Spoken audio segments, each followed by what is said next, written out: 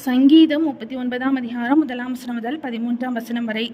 என்னை ஆவினால் பாவம் செய்யாதபடிக்கு நான் என் வழிகளை காத்து துன்மார்க்கன் எனக்கு முன்பாக இருக்கு மட்டும் என் வாயை கடிவாளத்தால் அடக்கி வைப்பேன் என்றேன். நான் மௌனமாகி ஊமையனாயிருந்தேன், நலமானதையும் பேசாமல் அமர்ந்திருந்தேன். ஆனாலும் என் துக்கம் அதிகரித்தது, என் இருதயம் எனக்குள்ளே அனல் கொண்டது, நான் தியானிக்கையில் அக்கினி மூண்டது.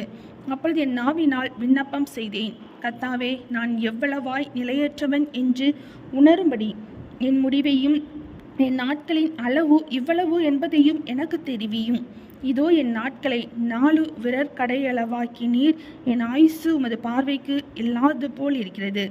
எந்த மனுஷனும் மாயையே என்பது நிச்சயம். வேஷமாகவே மனுஷன் திரிகிறான், விருதாவாகவே சஞ்சலப்படுகிறான். ஆஸ்தியை சேர்க்கிறான், யார் அதை வாரிக்கொள்ளுவான் என்று அறியான். இப்போதும் ஆண்டவரே, நான் எதற்கு எதிர்பார்த்திருக்கிறேன்? நீரே என் நம்பிக்கை. என் மீறுதல்கள் எல்லாவற்றிலும் இருந்து என்னை விடுதலையாக்கும். மூடனுடைய நிந்தனைக்கு என்னை ஒப்புக்கொடாதேயும். நீரே இதை செய்தீர் என்று நான் என் வாயை திறவாமல் மௌனமாயிருந்தேன். என்னிலிருந்து உம்முடைய வாதையை எடுத்து போடும். உமது கரத்தின் அடிகளால் நான் சோர்ந்து போனேன். அக்கிரமத்தின் நிமித்தம் நீர் மனுஷனை கடிந்து கொண்டு தண்டிக்கிற போது அவன் வடிவை பொட்டரிப்பை போல் அழிய பண்ணுகிறீர். நிச்சயமாக எந்த மனுஷனும் மாயையே.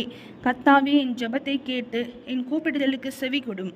என் கண்ணீருக்கு மௌனமாய் இராதேயும்.